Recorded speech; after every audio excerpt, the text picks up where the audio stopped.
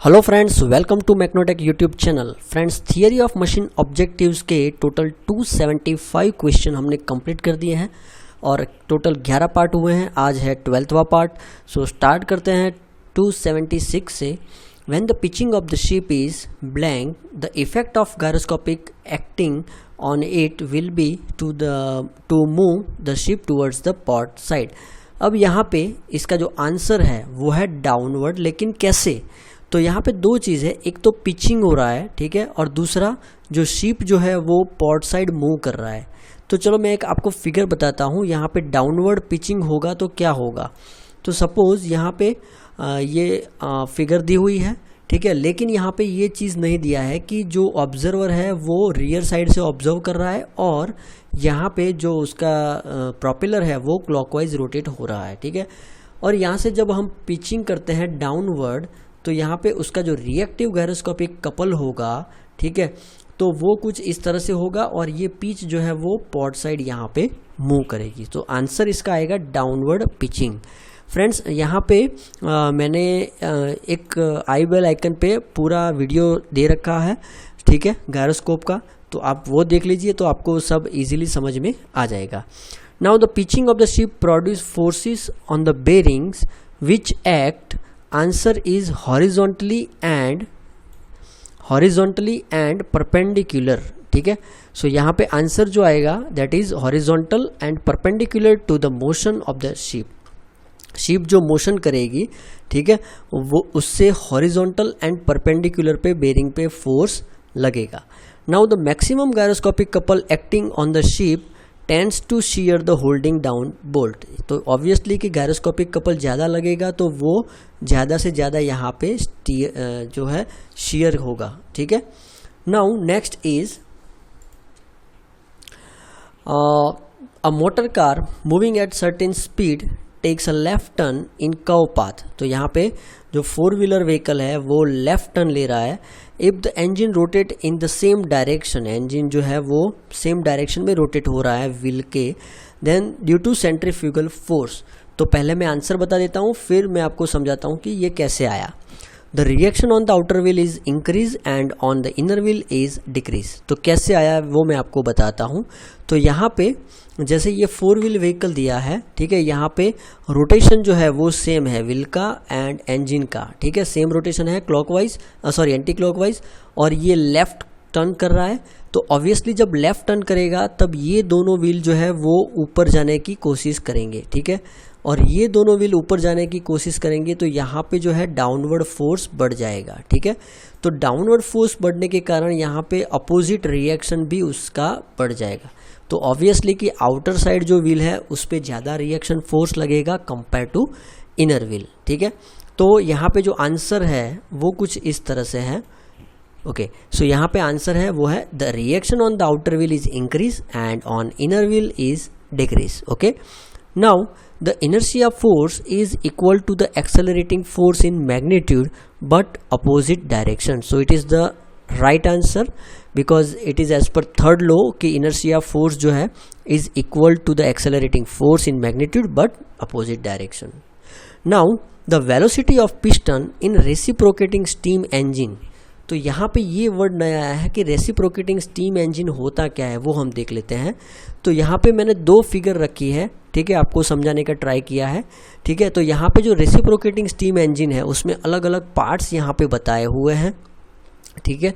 तो यहाँ पे दोनों अलग अलग मतलब दोनों तरह से मैंने समझाने की कोशिश की है। तो यहाँ पे ये जो है स्लाइड वाल्व है, तो यहाँ पे डी स्लाइड वाल्व यहाँ पे है, फिर यहाँ पे एसेंट्रिक रोड है, तो यहाँ पे एसेंट्रिक रोड यहाँ पे है, देन ये क्रॉस हेड है, तो यहाँ पे ये रहा क्रॉस हेड, ठीक है। तो ये पिस्टन है, तो यहाँ पे ये पिस्टन है, फिर यहाँ पे स्लाइड वाल्व है, तो यहाँ पे ये स्लाइड वाल्व है, ठीक है। और यहाँ पे जो स्टीम आ रही है वो यहाँ से आ रही है, तो यहाँ पे भी स्टीम यहाँ से आ रही है, ठीक है। तो इस तरह से ये पूरा जो है वो वर्क करेगा। ये क्रैंकशाफ्ट है और ये जो है एसेंट्रिक है, ठीक है। तो यहाँ पे भी ये एसेंट्रिक यहाँ पे होगा और ये उसका क्रैंकशाफ्ट है, ठीक है। ये क्रैंक है, ये क्रैंकशाफ्ट बोलेंगे हम इसको, ठीक है। नाउ बेसिकली यहाँ पे जो है सीधे इक्वेशन दिए हैं, तो पहले आपको इक्वेशन वो याद रखना है कि velocity of the piston in reciprocating steam engine is given by. तो उसका जो आंसर है दैट इज ए। ठीक है, तो यहाँ पे जो आंसर आएगा वो आएगा A. Okay, now the acceleration of the piston in reciprocating steam engine is given by. तो अब यहाँ पे जैसे ये ओमेगा आर है, ठीक है, उसका अगेन हमें डेरिवेटिव करना है, तो यहाँ पे आएगा ओमेगा स्क्वायर आर और साइन थीटा की जगह यहाँ पे हो जाएगा कॉस थीटा। ठीक है, तो यहाँ पे जो आंसर है that is omega square R cos theta bracket cos theta plus cos 2 theta upon N. तो बेसिकली यहाँ पे 282 का आंसर है D. Okay, now let's come to third. The displacement of piston in a reciprocating steam engine when the crank has moved from inner dead center through an angle theta is given by. तो यहाँ पे displacement है, उसका displacement of piston in reciprocating steam engine, उसका equation क्या होगा? तो friends उसका equation यहाँ पे होगा d r bracket inner bracket 1 minus cos theta plus sin square theta upon 2n. Okay, now when the crank is at the inner dead center the reciprocating steam engine in a reciprocating steam engine then the velocity of piston will be. तो जब ये inner dead center पे पहुंचेगा crank तो उसकी जो velocity है वो हो जाएगी 0। ठीक है, तो आंसर यहाँ पे आएगा B. Now when the crank is at the inner dead center reciprocating steam engine the acceleration of the piston will be. तो यहाँ पे acceleration क्या होगा? तो यहाँ पे जो acceleration होगा वो होगा omega square R n plus 1 upon n। ठीक है, सो 285 का आंसर जो है वो है A।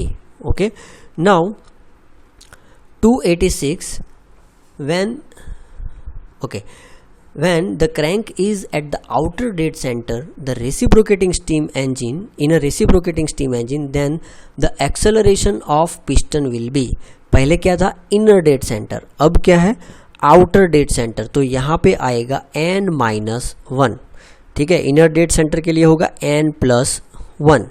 Okay, now in a reciprocating steam engine when the crank has turned from inner dead center through an angle theta then the angular velocity of connecting rod is given by. तो angular velocity जो है road की वो होगी omega cos theta upon bracket n square minus sine square theta raise to 1/2।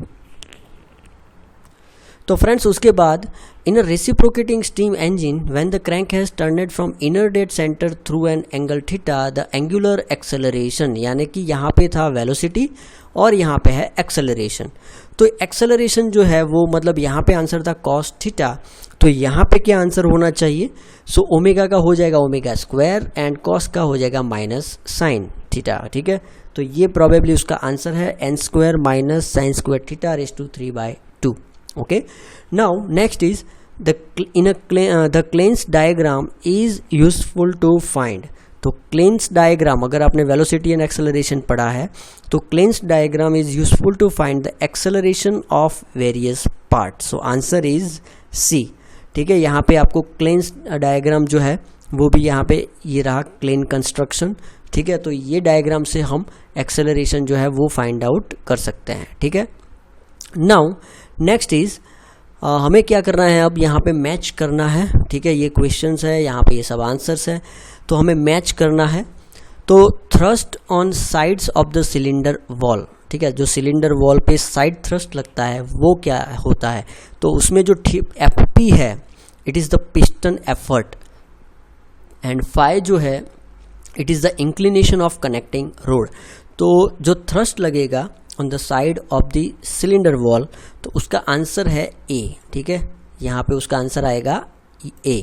Then second जो है force acting along the connecting rod, तो उसका जो आंसर है वो है FP10 phi. Okay, now third one is thrust on the crank shaft bearing.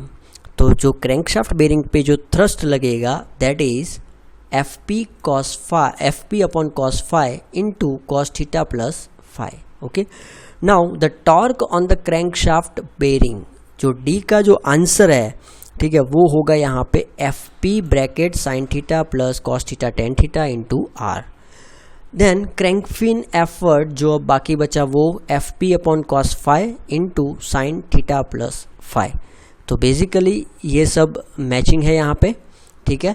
Now next is the Klein diagram is used when, तो Klein diagram हम कब use कर सकते हैं, the crank has a uniform speed, तो यहाँ पे जो क्रैंक यूज होती है, ठीक है, ये OC क्रैंक है, it has a uniform speed, okay.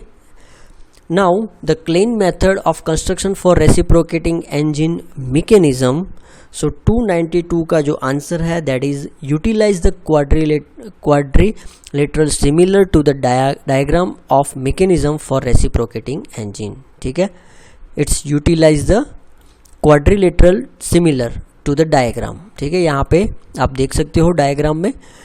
Now next is in the figure shown in PC is connecting rod, तो यहाँ पे जो है PC that is connecting road and OC is the crank, तो ये PC जो है connecting road and OC is the crank, making an angle theta with the line of stroke PO, this is a line of stroke and rotate with the uniform angular speed at omega radian per second, जैसे कि मैंने आपको बताया कि यहाँ पे uniform angular velocity होना चाहिए, यूनिफॉर्म एंगुलर, ओके, ये रहा।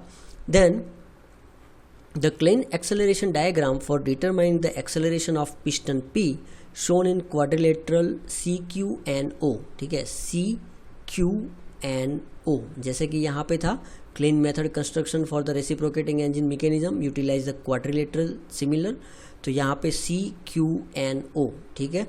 The acceleration of piston P with respect to crank pin C, the acceleration of P with respect to crank pin C is given bye, सो यहाँ पे जो आंसर है that is omega square into CN, ठीक है, omega square into CN।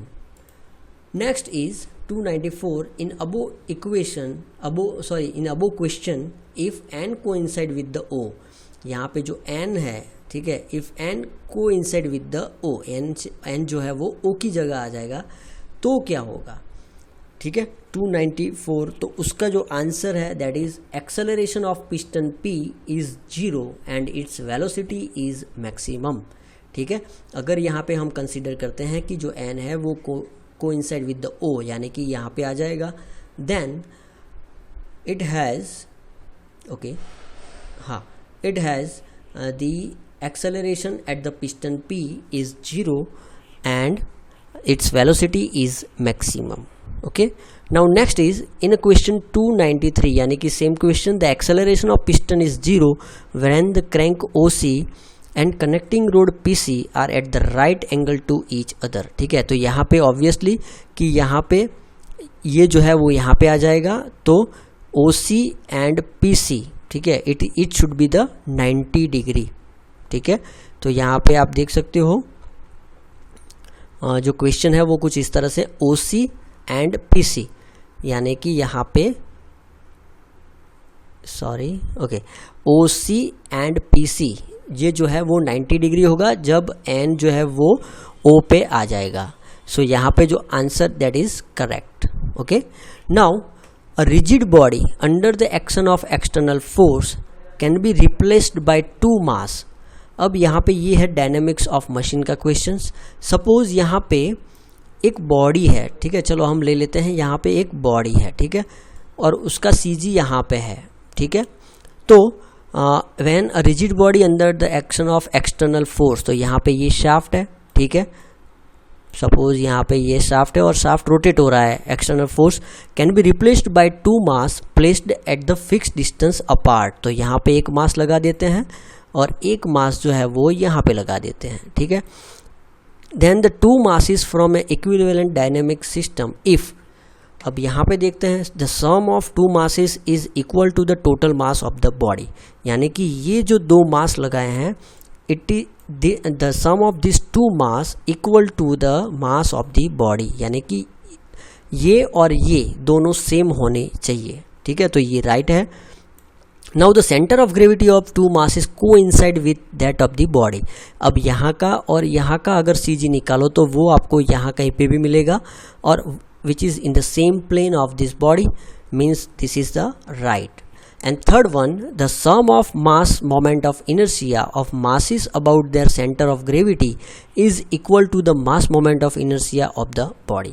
तो obviously यहाँ पे जब इसका जो mass moment of inertia जो होगा, ठीक है, उसका CG is equal to, ठीक है, mass moment of inertia of the body, ये दोनों इक्वल होगा mass moment of inertia, तभी यहाँ पे ये बैलेंस होगा.